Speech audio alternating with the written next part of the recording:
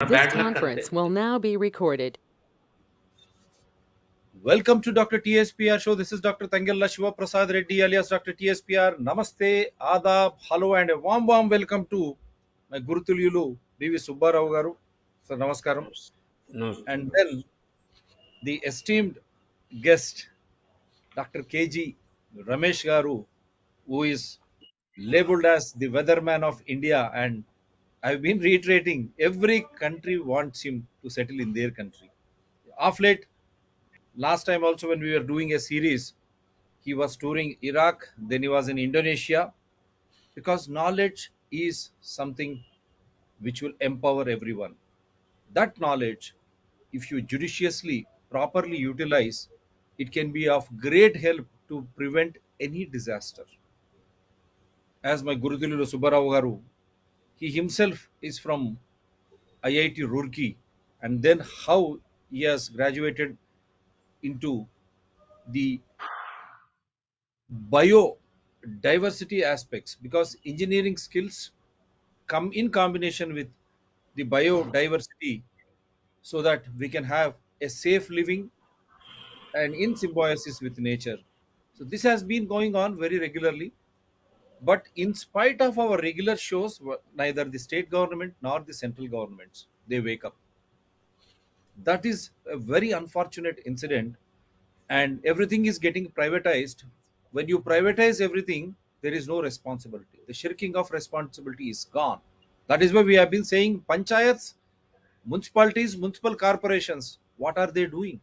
The basic amenities and basic necessities of the citizens should be provided by these panchayats, municipalities, and municipal corporations. But what is happening?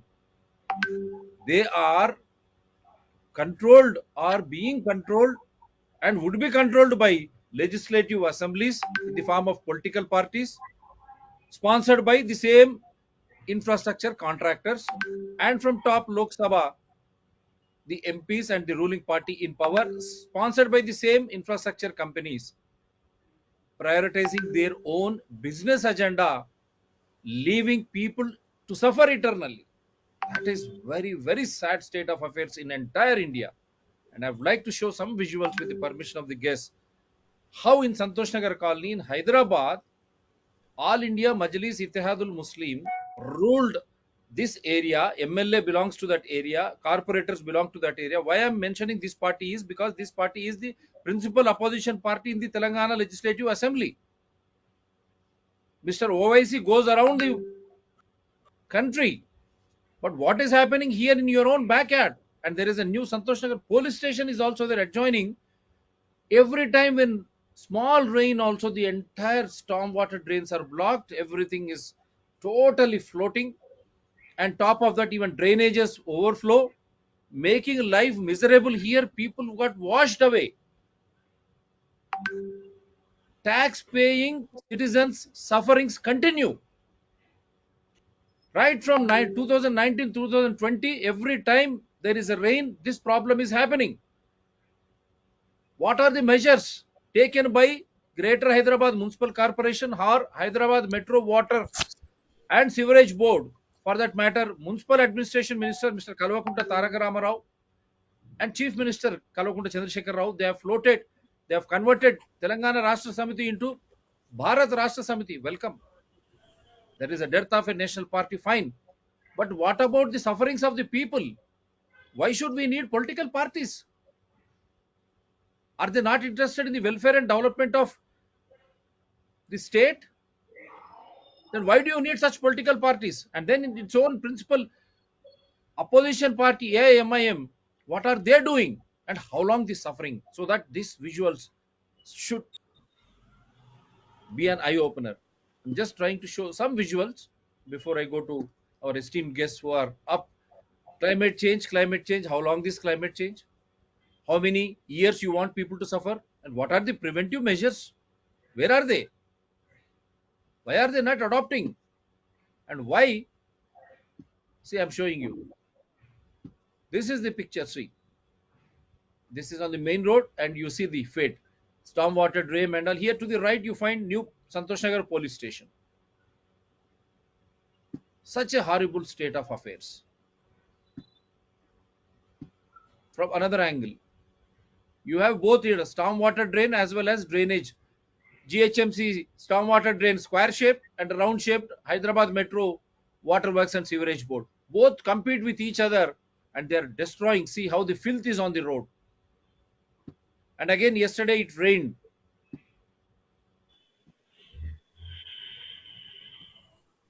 Such horrible state of affairs in Hyderabad. See, here, this is the area. I said people got washed away here. And this is the police station and this is the area. See, this is going on for the last 1 or 2 years. A contractor takes up works here and that fellow has destroyed everything. And last 1 year we are suffering. Neither KCR, KTR, AIMIM, nor GHMC, nor Hyderabad Metro Water and Sewerage Board. What are they doing? And what is happening to the public money which is being spent on this name? See, such filthy state. And Mr. KTR, you have to answer.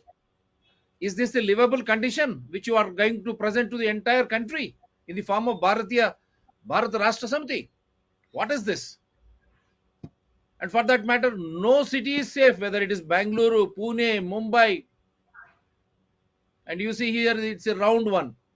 This is the drainage and stormwater drain. See, this is the main road. Approach main. This is the main road to defense labs, DRDO, Midani.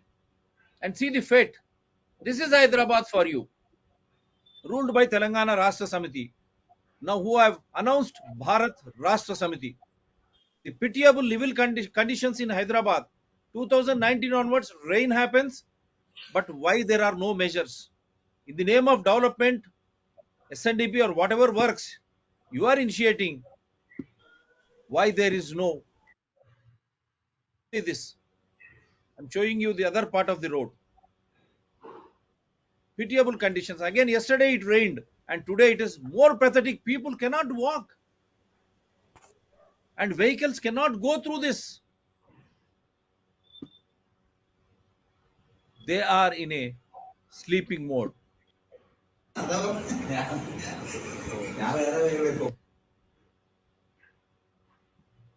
This is the pitiable condition of Hyderabad. And I want to show, now you see, Instagram pictures, breaking backs, suffering of the Twin City netizens, potholes, huge craters on road leading to accidents and injuries, Addi- addition unbearable problems, water logging, sewage overflow. It seems that authorities are waiting for fatalities to occur despite numerous complaints. So many complaints. No one, Mr. KTR. What are you doing? And what is that you are going to present? See, already they have complained to KTR, GHMC Hyderabad, Vijayalakshmi Gadwal. She is the mayor. Then what is happening? These are all live evidences for you because we always believe in showing what is happening on the ground and what is that these politicians and administrators, including their propped up media, goes around in Hyderabad. Another visual I show you and then we'll go back. And here you see every time no money for SNDP work. That means the civic bodies of Peddambarpet, Badangpet, Jalpalli, Meerpet, Kompalli and Pirzadiguda could not mobilize rupees 250 crores because you have remember 2020 chief minister announced 50,000 crores, 1 lakh crores for the development of nalas because nalas encroach, lakes encroach. Now you see strategy nala development plan work has halted in GHMC and surrounding limits of Hyderabad. What is the estimated completion date of the SNDP? तारीख पे तारीख तारीख पे तारीख तारीख पे तारीख milti gayi. A GHMC official says they will not be able to meet the SNDP work November deadline, perhaps next year before the monsoon starts. What is this nonsense going on in Hyderabad? These are all evidences for you on the screen. Now you see the condition of the students. A death trap, Telangana government hostels and residential schools. The suffering of students is merciless. Lack of funds, poor sanitation, unsanitary conditions, contaminated water, adulterated food items used in food preparation, poor quality of food, a lack of supervision, lack of proper medical facilities for students, livable conditions. How these fellows are giving awards to Hyderabad city, likewise all major cities, union central government of India under PM Modi is also liable to respond. How come such type of things go unnoticed? No, where did it go?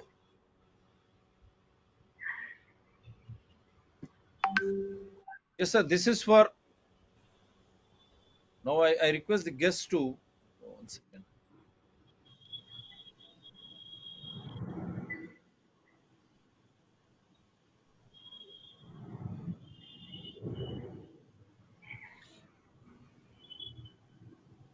Are we visible, sir? Am I visible to you now? No, you No, are you are not not. visible. You are not visible. You unshare the screen. Yeah, yeah. I'm trying to do that.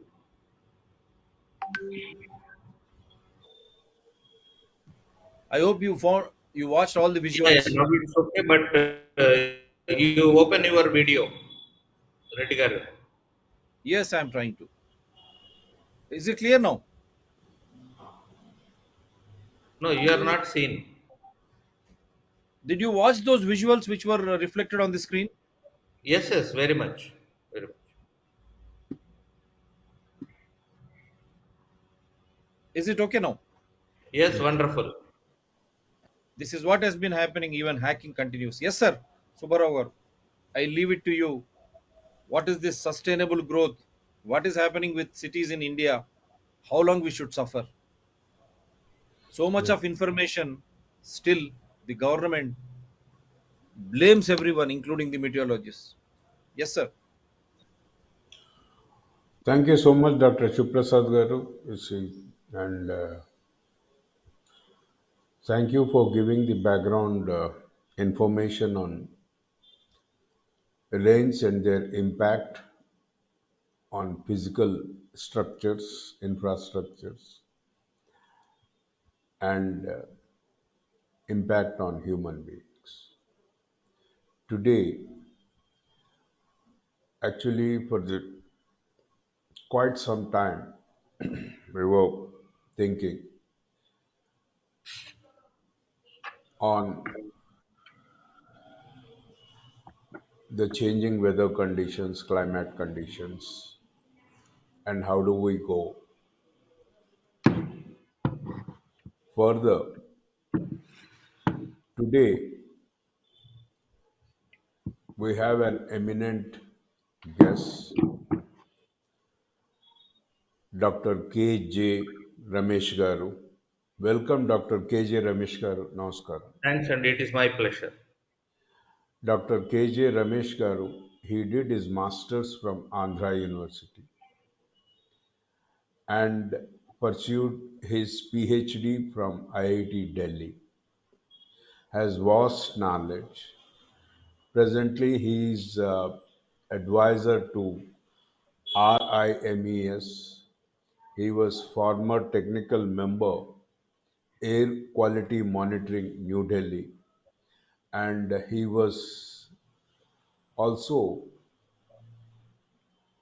Director General of Indian Meteorological Department, which is the apex authority in the country to gather, compile, and interpret and share the information to the stakeholders of this country. He has many awards and rewards. His work was recognized at different stages, national, international.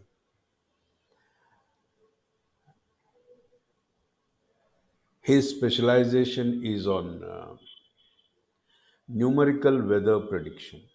The most important thing in the science too, and how we use the mathematics in the science and then make it a technology, and then how the technology is spread through the engineers it's itself is a big process and needs a lot of applied research.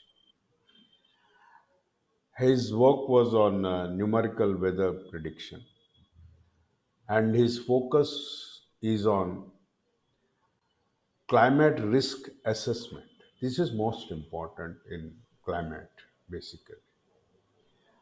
What is the risk you are going to face because of the change in the climatic condition, weather condition, and rainfall trend? You see, it's changing.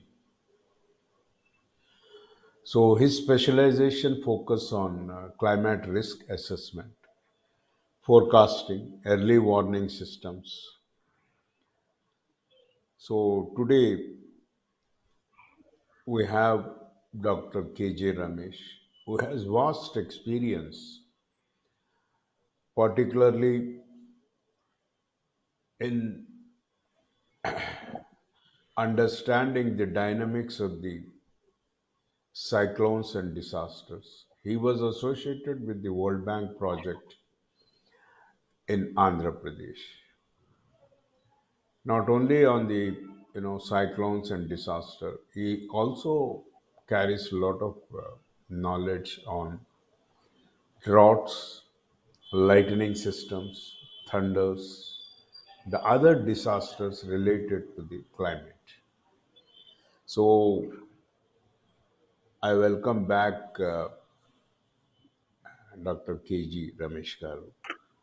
Presently, he is advisor to many countries, Indonesia, Iran, Iraq, and also to Asian Institute of Technology, which is a known and very well-known academic institution in the Asia, located in Bangkok, Thailand. So, welcome, sir. It's our Thank you. pleasure and honor to have you as the guest speaker. Sir, you started your career in the area of climate and weather, and my understanding was his Indian Meteorological Department primarily was established to help the primary stakeholders of the climate. Yes. India is an agrarian country where we had something like 70% population was in agriculture, and climate has the direct and indirect bearing on agriculture. So can you throw some light on the initial phases of IMD and the interaction of agriculture societies, how it all started?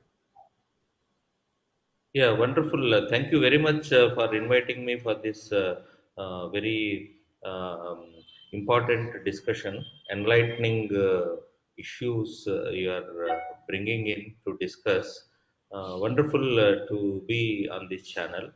Uh, India Meteorological Department was formally established in 1875. My God. Bef- Before that, several kingdoms in India had their own observatories. Uh, Many of them were there, and longest among them were Madras Observatory. And earlier it used to be in Kodaikanal even before the Madras Observatory has started. From Madras Observatory, data is there from 1715. From early 1800, Bombay observatories there. Calcutta is also there from around early 1800.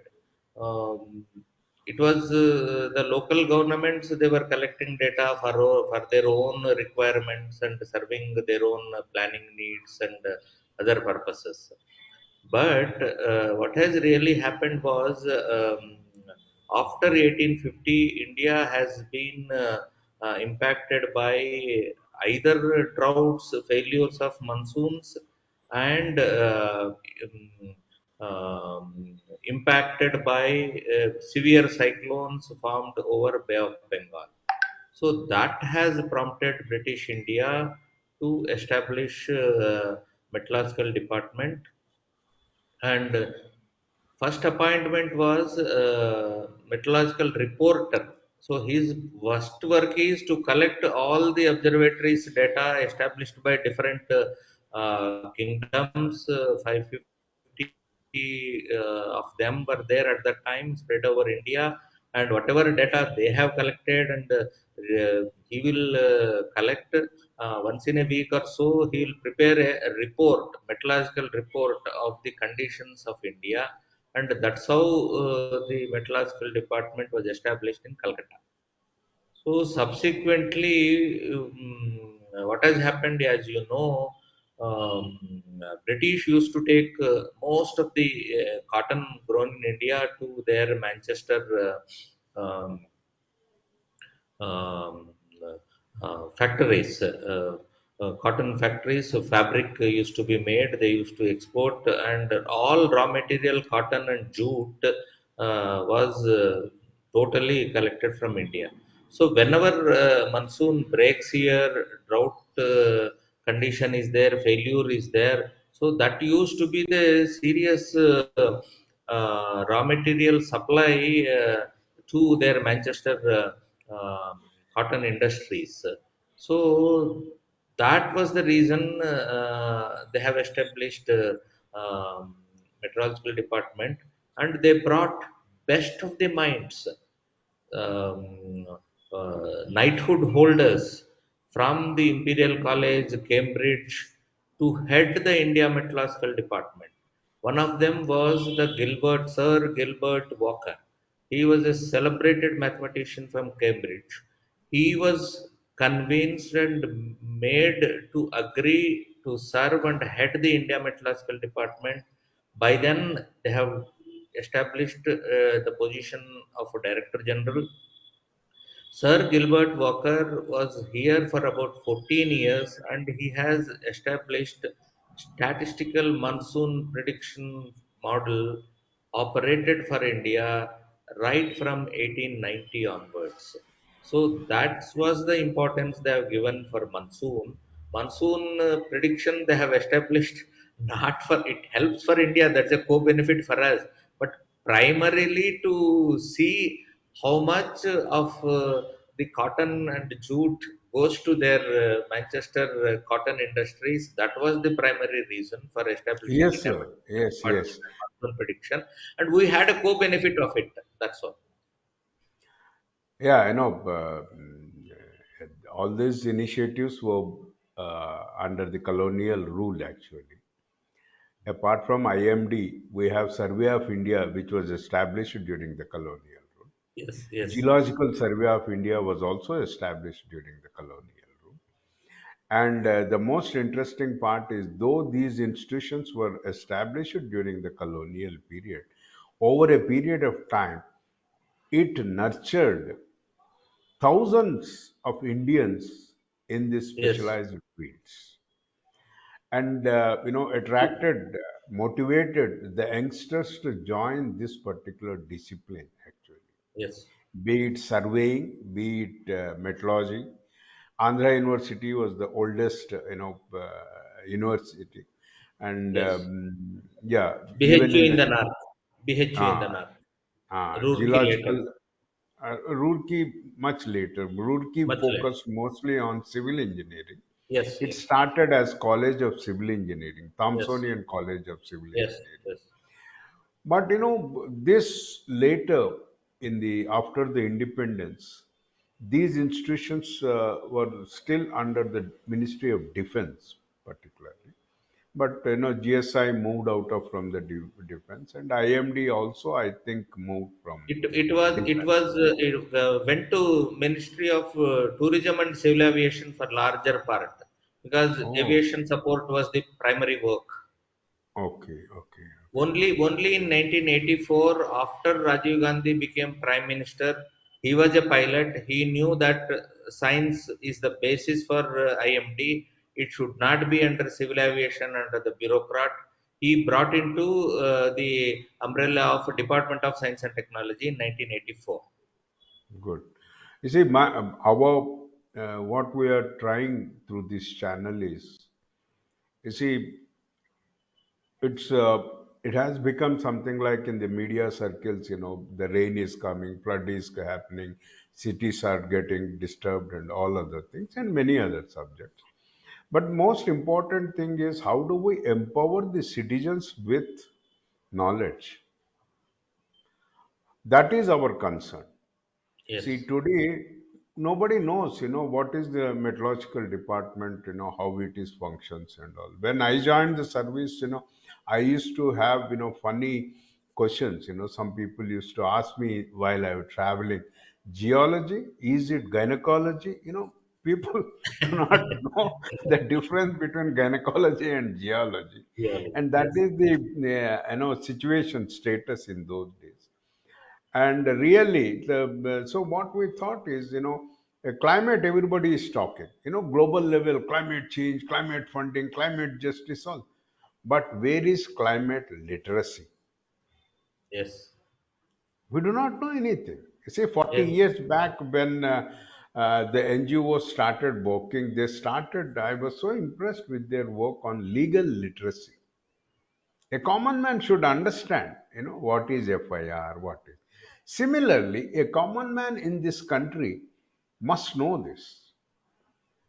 And my concern is, though in 1885 or mid 19th century, the IMD was established by the colonial rulers, but India has a long history of 5,000 years of history of agrarian society. Sure, sure, sure. So it always makes me very curious, what were they doing, how they were managing this weather, okay, for Hmm. such a long period, this agricultural systems and others.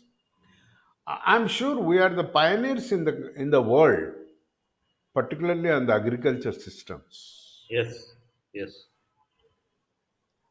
So can you throw some light on the traditional knowledge on climate and the, because whenever two farmers meet in any function or any, the first thing they greet each other is, how is the weather?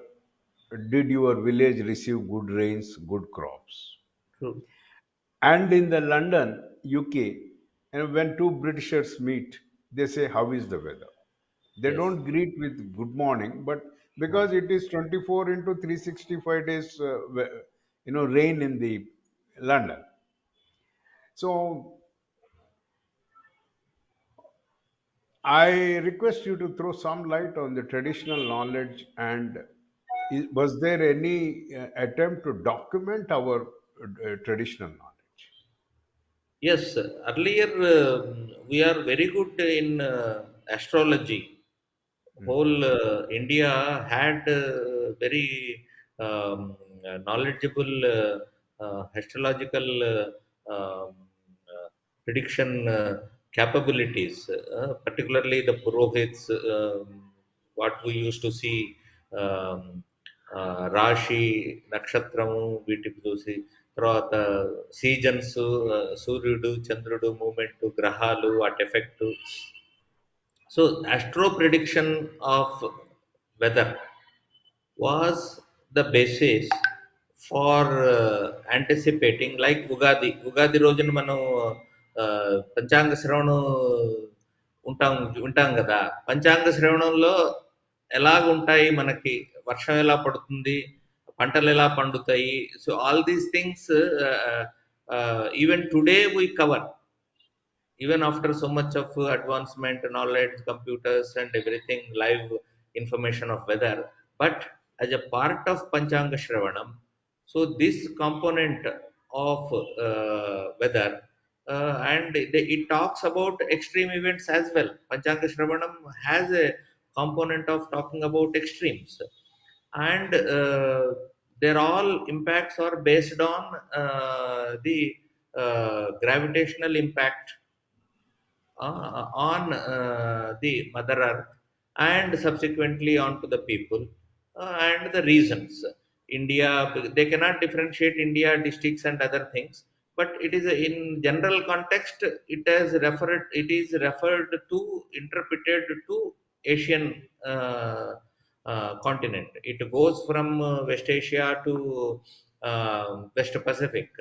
So most of those astronomical predictions are covered in that larger areas. But traditionally, astro weather was the main source of information for kingdoms, and Ugadi being a beginning of our Beginning of the Telugu calendar, and whether it is north or south, that is common.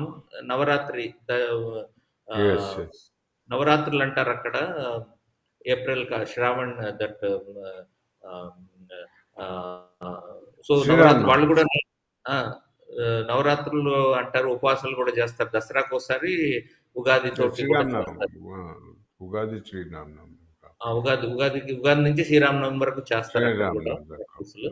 So so astronomically this calendar was common for whole of India and Asia, South Asia, Southeast Asia in particular.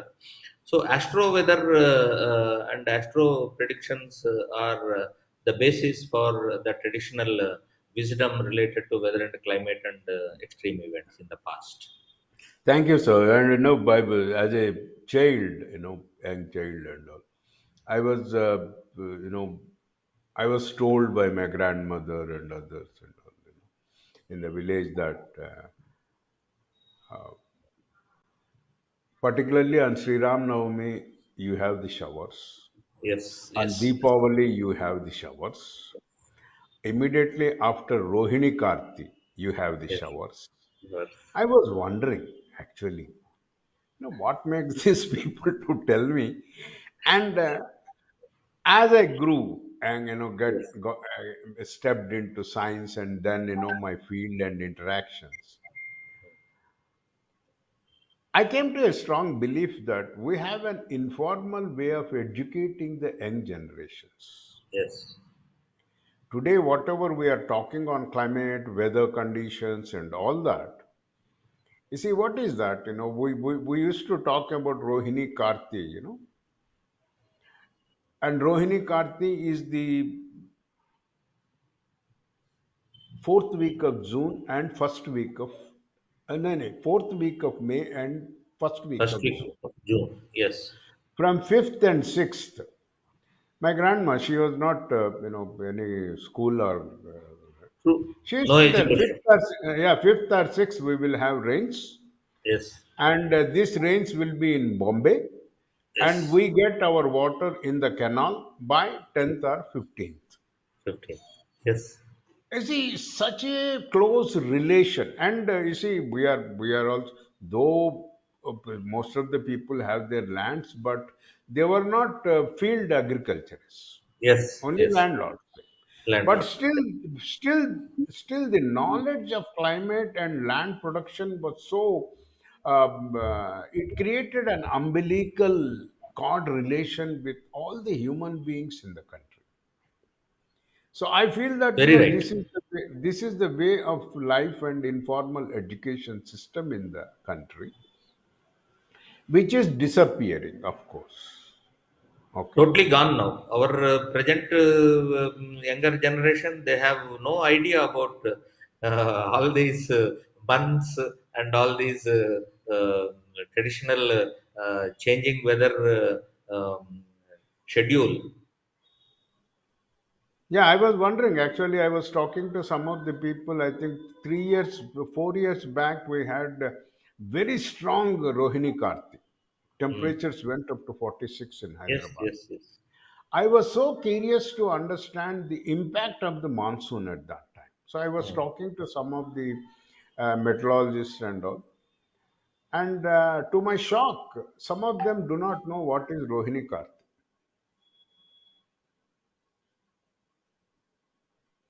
So somewhere the traditional knowledge is disappearing, what I feel. Dr. Ramesh? Dr. Ramesh?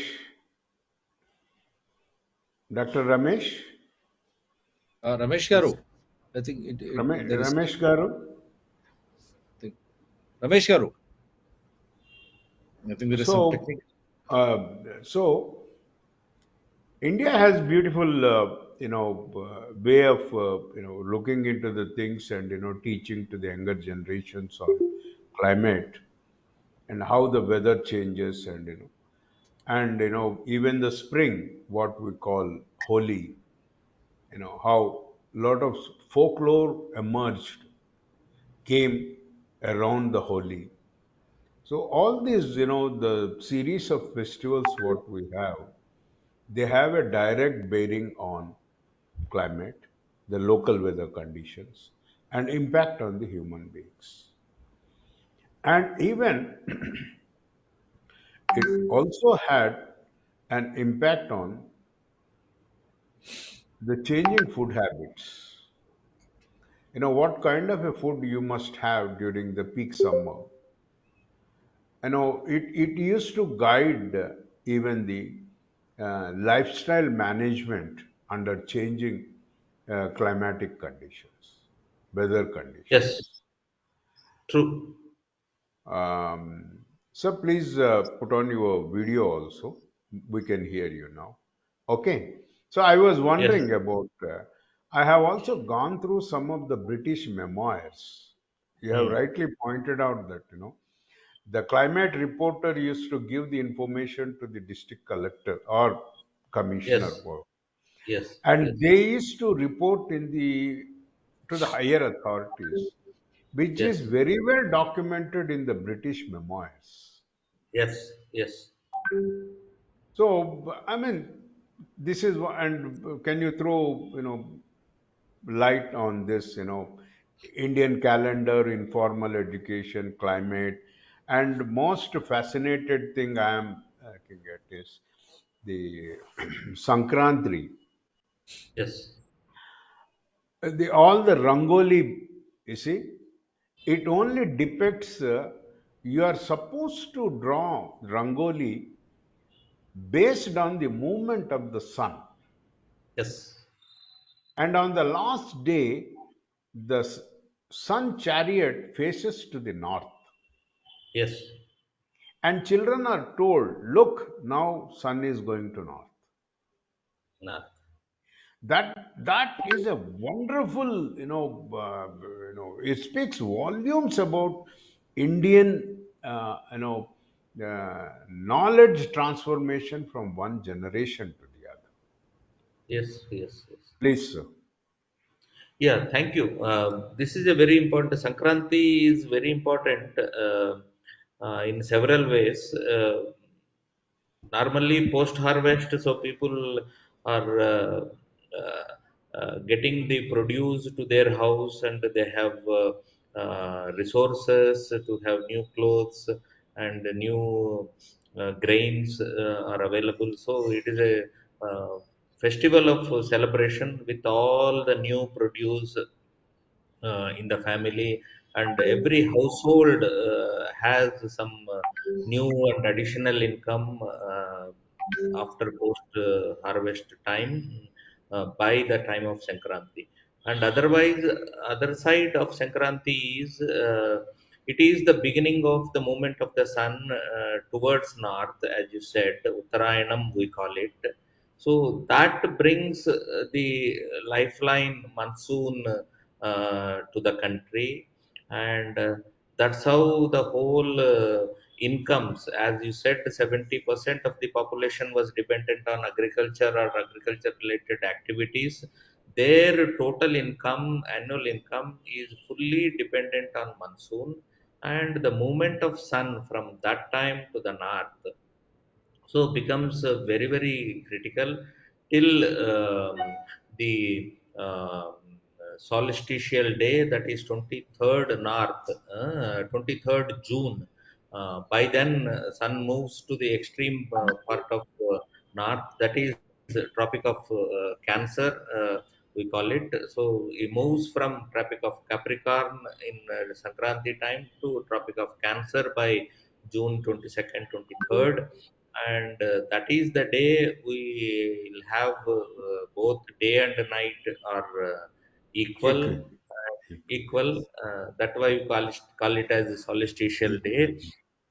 Uh, Yes. so that from Sankranti to that solstitial day is the crucial time uh, for us. So that's how సూర్యుని పూజలు కూడా సంక్రాంతి టైంలో Yes. చేయటం Yes. దానికోసమే అనుగ్రహం ఉండని మంచి వర్షాలు కురవాలి. ఆ, మ్, ధనధాన్యాలు సమృద్ధిగా పండాలి, అందరూ ఆరోగ్యంగా ఉండాలి. Sunlight is the basic source of energy Yeah. and health and Energy. vitamins Yes. also. Yes. So everything best to the people, best to the country, best to the ecosystem rather. Once ecosystem is there without diseases and epidemics and those um, contaminating, what you call contagious diseases spread, everything comes from heat and moisture only. So those ill effects got to be minimum. So we pray for all that, and that's how Sankranti is very important.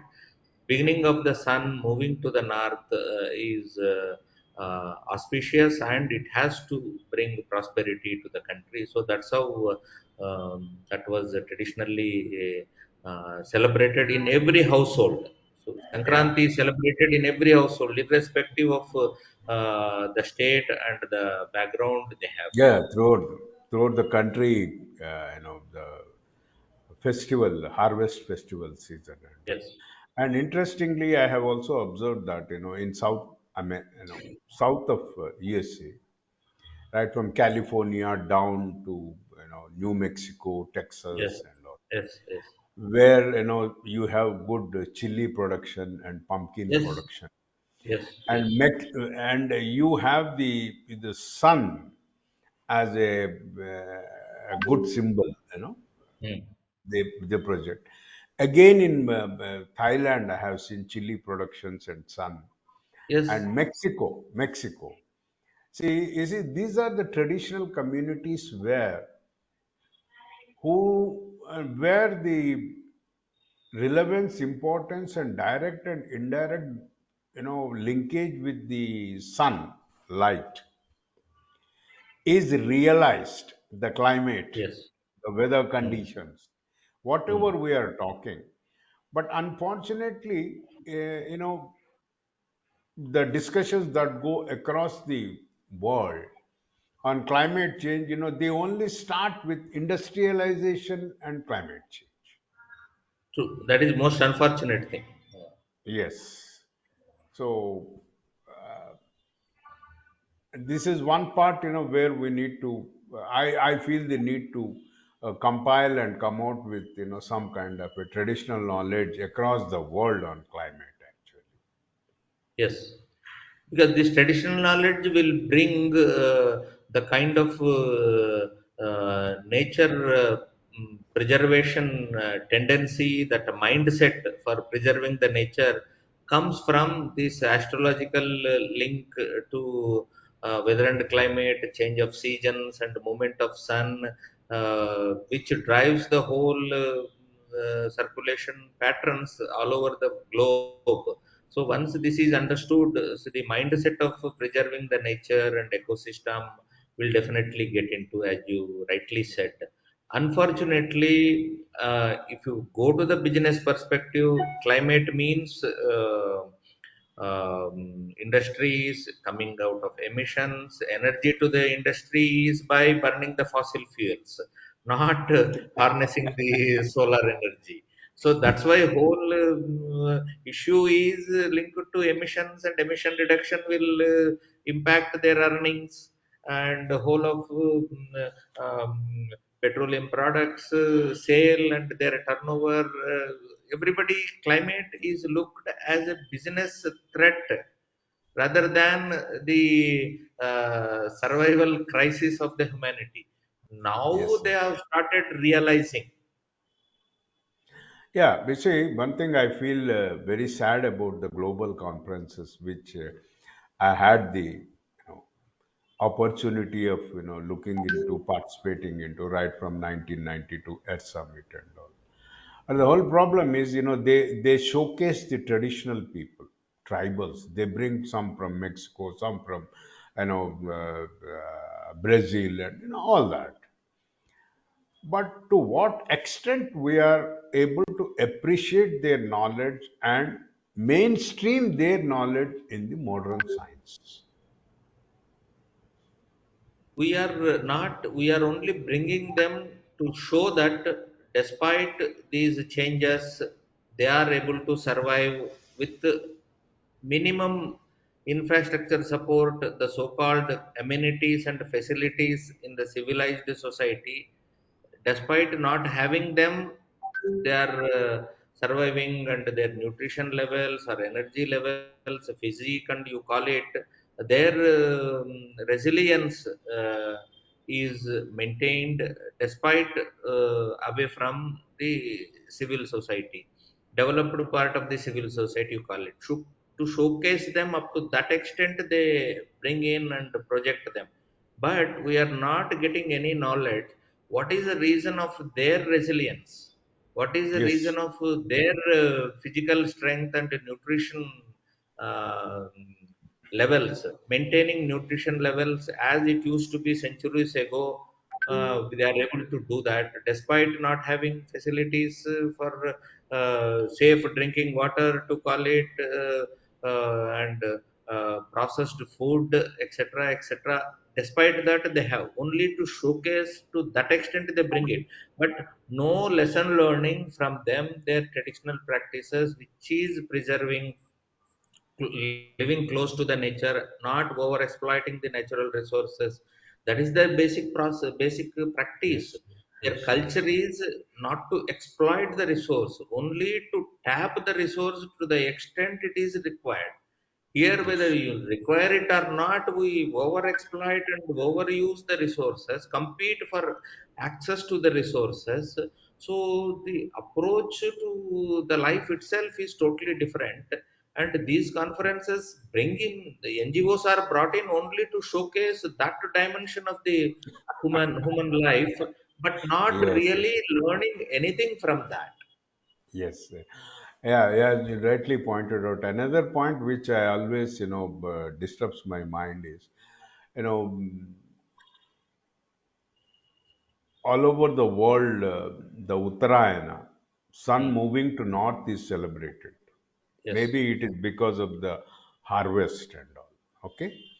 Yes. Yes. But I see, very little, popularity for Dakshinayana.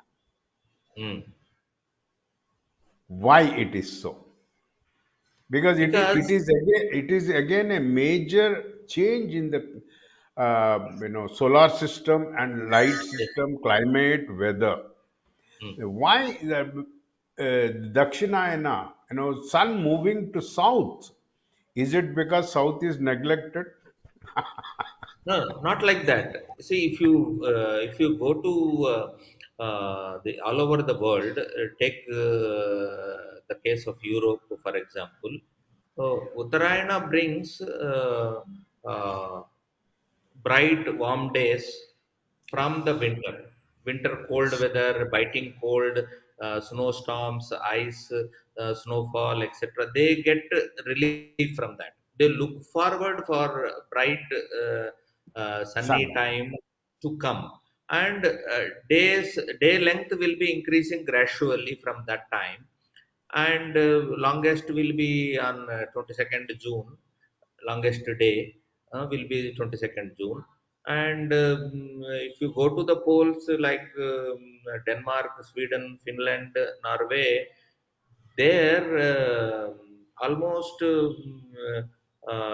day will be daylight will be up to night 10 o'clock, 10:30 in June if you go to Denmark and northern part of Norway, Finland, etc. So they wait for this summer to come.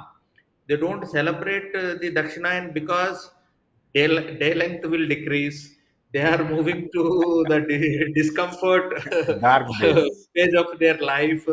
They have to have heating systems to survive, clothing to cover up, to do basic things. So it brings a lot of discomfort to the human life, and then it is not bringing rain. Whatever precipitation happens in, it happens in a solid form of precipitation or in ice form, and it will be biting cold, it will bring a cold wave, and it is hazardous for their movement, and not only for physical movement by road or by moving vehicles and everything. It is it adds further risk to their life compared to the summer. So that's how the Dakshinayan is not celebrated, whereas Uttarayan is celebrated because they are looking for that bright and You see, lengthy one thing, days. sorry for interrupting you. You see, you are referring to the Europe where they move to sunny light and tend to the dark days and all. But India is so fortunate. The cycles of sun, you may have the variation of 1.5 hour, maximum to 2 hours. When you go to the west, like Yes. Gujarat, and Mm, see mm. sunset maybe around 7:30 and all. I have seen 8 o'clock and Yes. all, but Yes. not much. Mm. But the Dakshinayana, which accompanies with the monsoon, also carries importance for India, and but still it is not celebrated. No, That is one part. it is not celebrated in India because of another reason. It brings the phase of symbol of devastation, cyclones. That's only in okay, but let's not go into it. No, I'm just Sir, telling. sir, It is not. It is not the symbol of prosperity, the season of prosperity. It but may it not is the affect our support life. of the prosperity, no? Rain, Yeah, crops, and all. Yeah. it is Okay, there. It whatever. affects. Yeah, whatever it is, it has its own. Sir, for your kind information, you see, today what uh, I proposed, and the discussions mostly go around uh, the climate knowledge of the traditional societies across the world Yes, and how it is disappearing. Okay, and we would like to invite you for series of discussions on how climate technology moved and how we are using it. So now I look into, to my knowledge, if I am wrong, you can correct me. The primary stakeholder is the farming community. 100%. And the secondary stakeholder is our fishermen community. See, their movement in the sea and the life cycle of the aquatic life,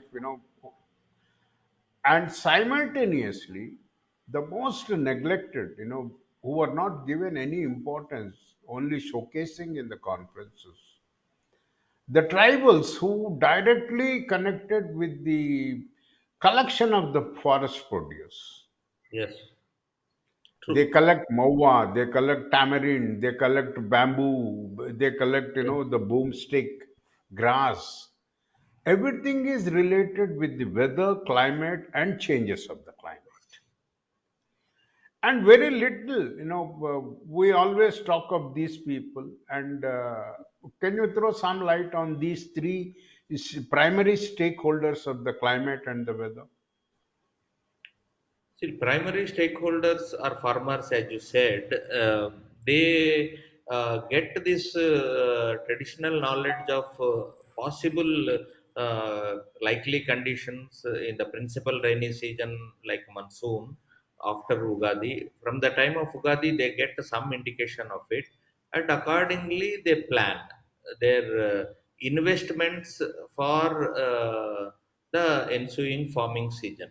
So whether it is a dryland agriculture, that means like cereals, oil seeds, pulses, rain-fed agriculture, you can call it dryland agriculture or rain-fed agriculture, because 50-60% of India then was it was.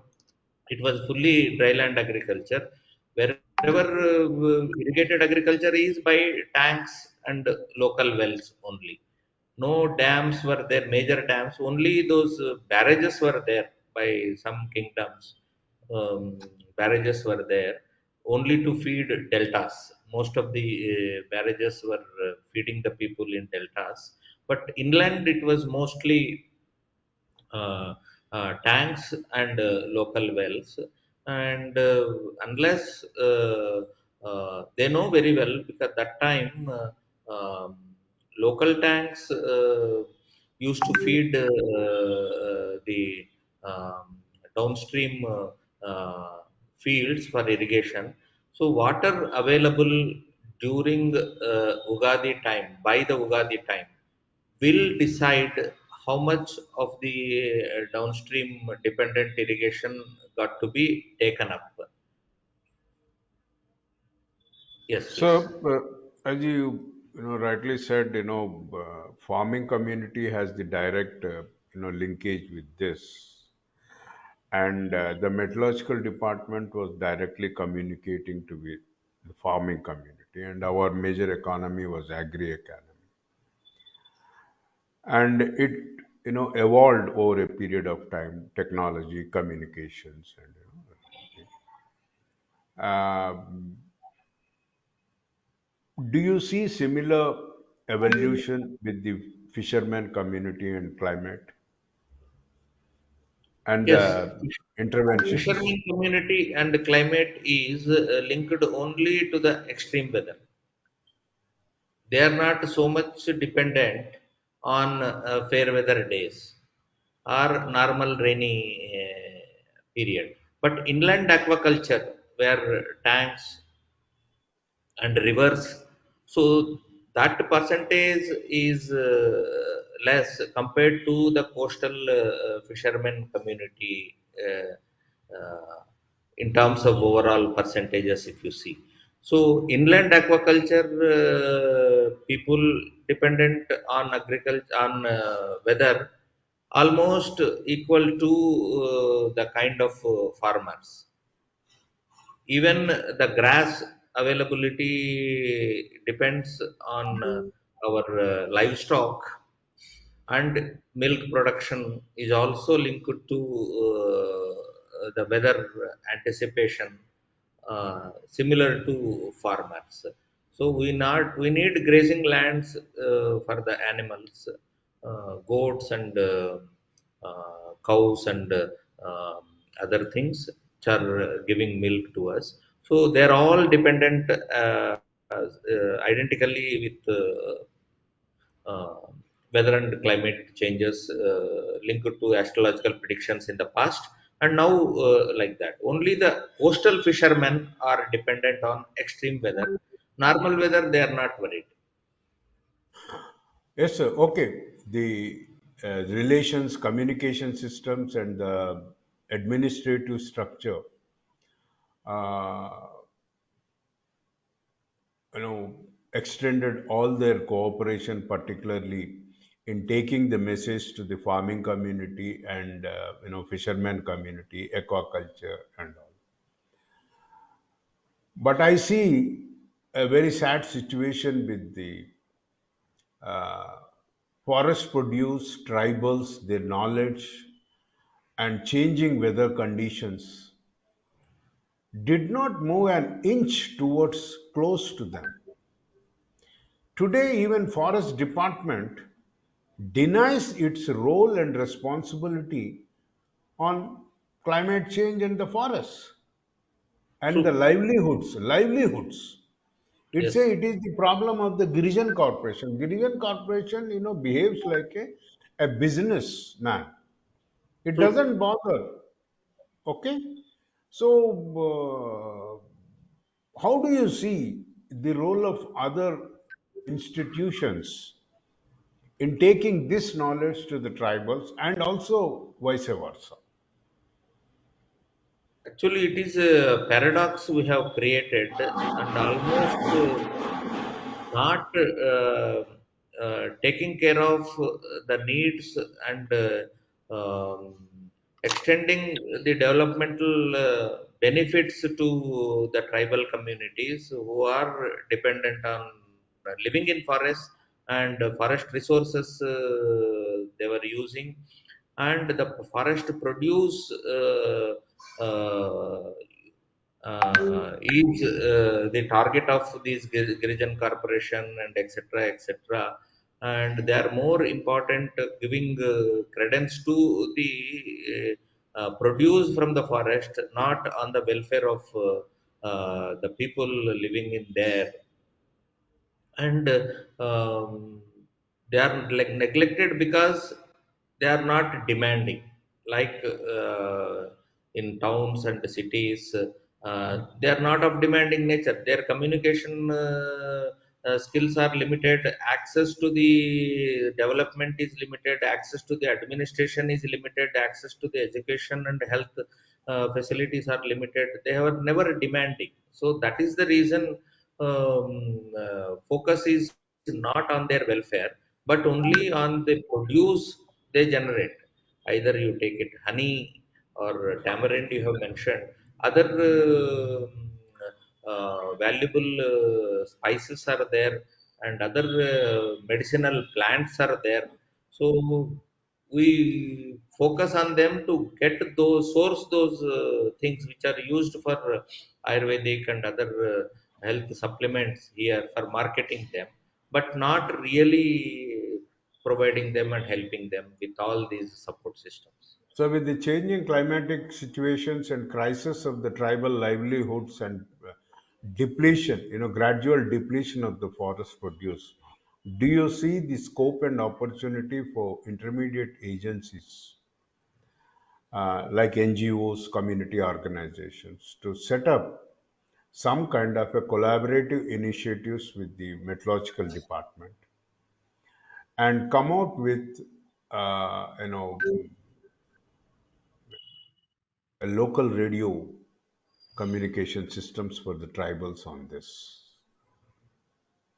Yeah, first thing, the simple thing would be now in tribal areas, at least high school, primary school education systems are there, and ham radio could be the most economical and communicating mechanism, and it has got a global connection with now internet is linked to ham radio network. So sharing of knowledge and information and developments and lack of developmental benefit access to them, that awareness can be brought in first, and then the forest area, we claim that forest cover is increasing. We don't claim that forest area is increasing, because forest area is decreasing.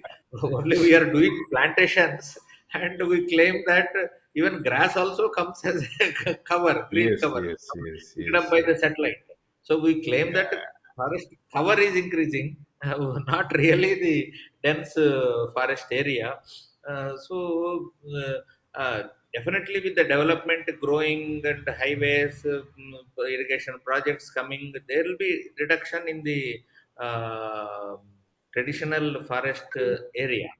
That will happen. There will be a competing demand for the land for Yeah, yeah, occupation, I see irrigation, and that, people talk about, natural solutions, this and that, sitting in the universities and, air conditioned rooms and all. But the thing is, unless and until we extend the support system and make them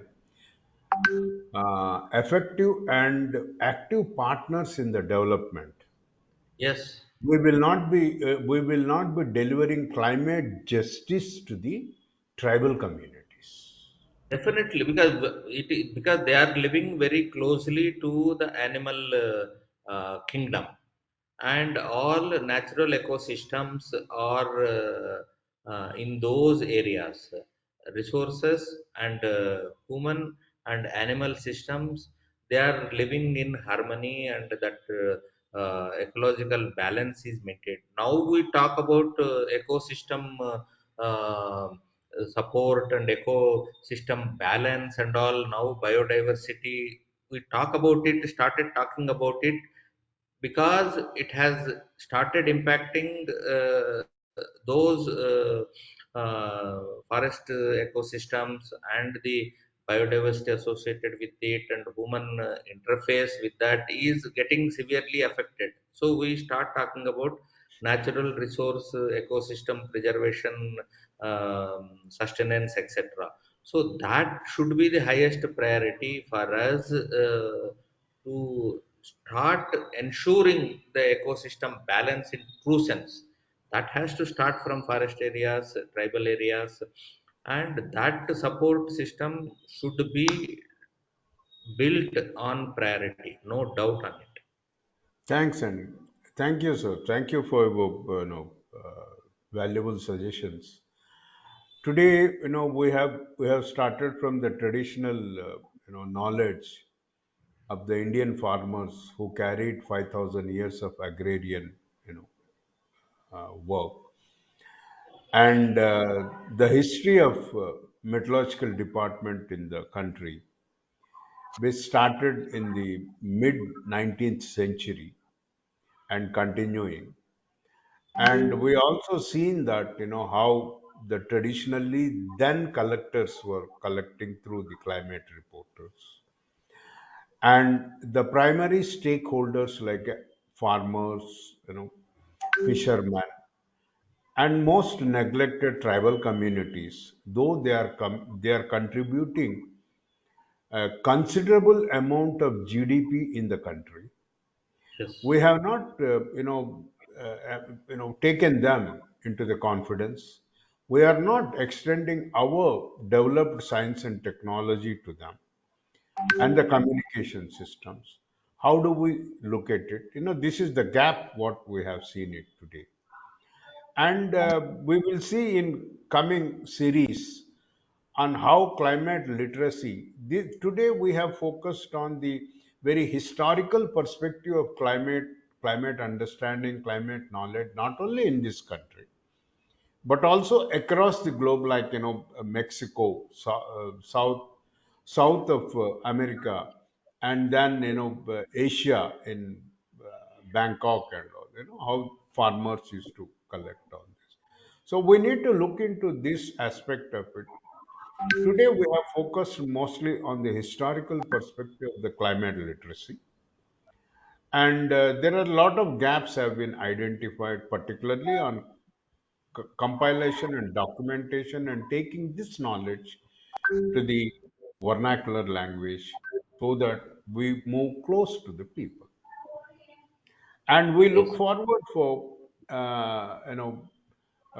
KJ Ramesh Garu on how do we take this climate literacy at the academic levels, right from secondary school to everybody sure. talked of environment education. Till environment education is such a confusion. So at least can we make, and we also noticed respect and regard for the Indian informal education of climate, Yes, which yes. is also, people don't talk of this. People only talk of all kinds of people. It has become a status symbol of referring biodiversity. Mhm. But what degree of temperature variation changes the entomology? I'm sure and I'm confident. Most of the people cannot answer. Okay, and we need to bring back the climate to the forest department as their core responsibility. Yes, So we yes, look yes. into it. The major challenge in the climate journey of climate literacy is it is predicted that more than 50% of the population will move into urban areas. And urban areas are zero climate literate, Resilient. resilient and literate. Yes, they do not know. Okay, so the world is going to face much more difficulty, a Yes, greater challenge, threatening disasters because of lack of climate literacy. yes, Okay, yes, 100%. 100%. the entire economy of the country will collapse. Not only the country, the world will collapse because of lack of climate literacy. Yes. So, in the coming series, we would like to come out with on climate literacy on through the academics and informal education systems and Yes. informal Indian way of teaching climate through our festivals, Yes. and then the growing and escalating challenge of illiteracy in climate. Yes. So we look forward for your cooperation, guidance, and Totally. suggestions Definitely. I'll in be there. this. Yeah, And it's a long journey of climate literacy, actually. We'll go together.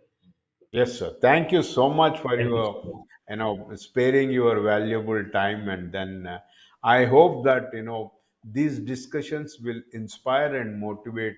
Uh, it may take time to reach the common man, at least to the academic circles Yes. to think of it, and the responsible administrators to think of it in the education system. Okay.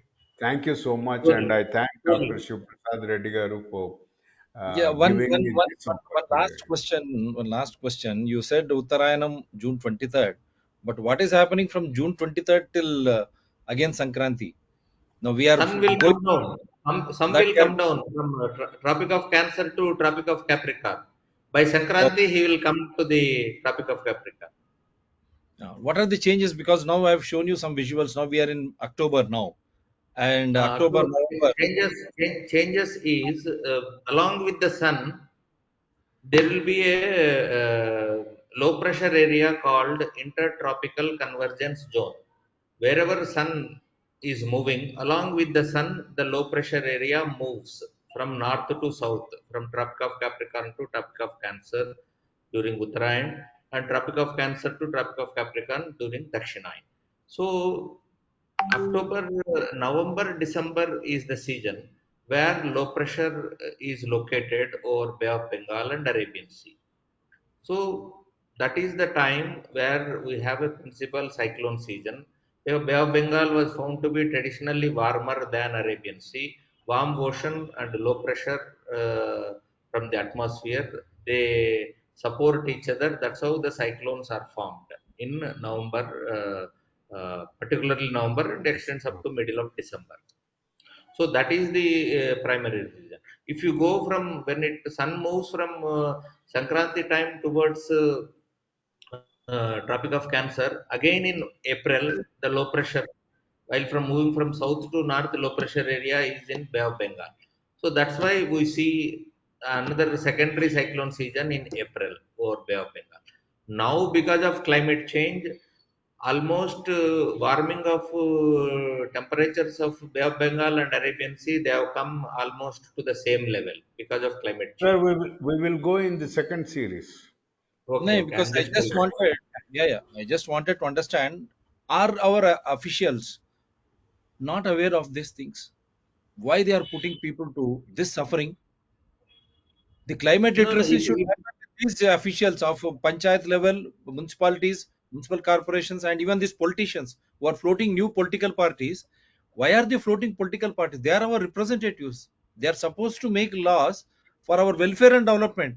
If they are not understanding basic traditions and ecology and climate, how can they are going to serve us? the whole purpose of this discussion is to create that social understanding and societal pressure. Yeah. You see, Dr. Shivprasad Reddy Garu, you have asked a very vital and a question.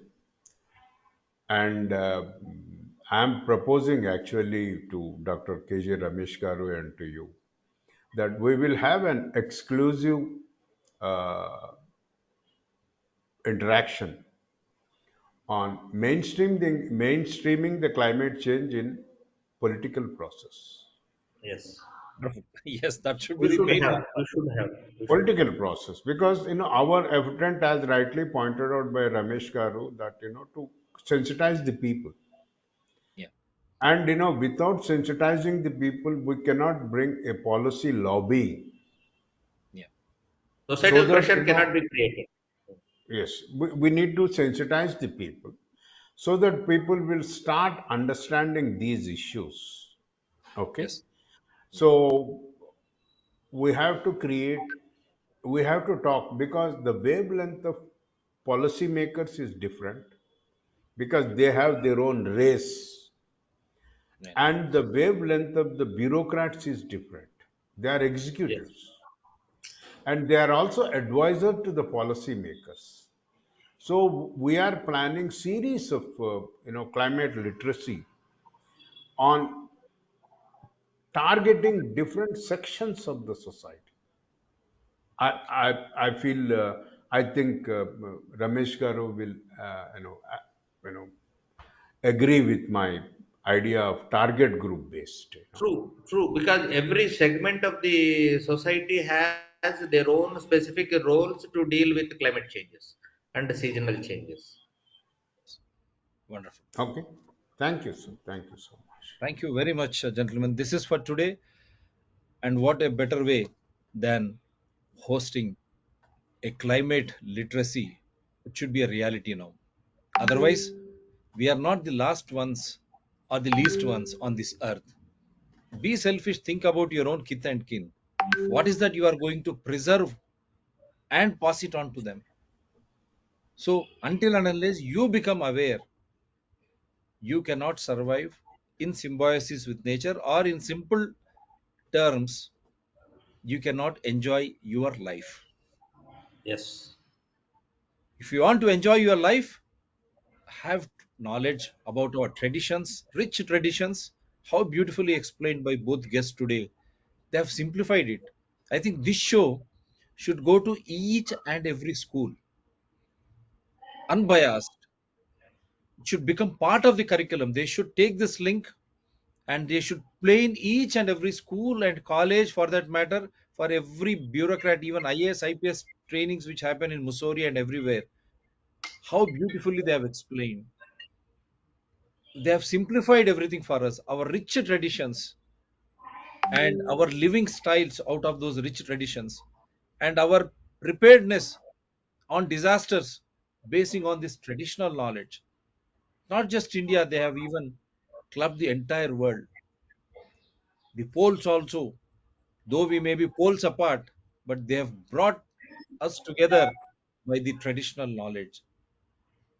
And what a better way than understanding the climate literacy through that, which is a reality, so that we can enjoy our living and we can preserve and protect this climate or this environment and these natural resources, so that our kith and kin, our future, can also really enjoy their lives. Otherwise, we are fooling ourselves, we are failing ourselves. In doing so, you're not going to enjoy your life, but at the same time, create havoc and destruction for the present and future. Thank you very much once again. Good night Thank you so from Thank here. you. Nice And talking do to you. same, sir. Wonderful. much. It's pleasure. Bye It's now. pleasure. Bye for now. Bye for now. It's pleasure hosting you, both of you. So do support DRTSPR channels, Citizen DRTSPR channel, and Environment People DRTSPR channels. Namaste. Bye from here.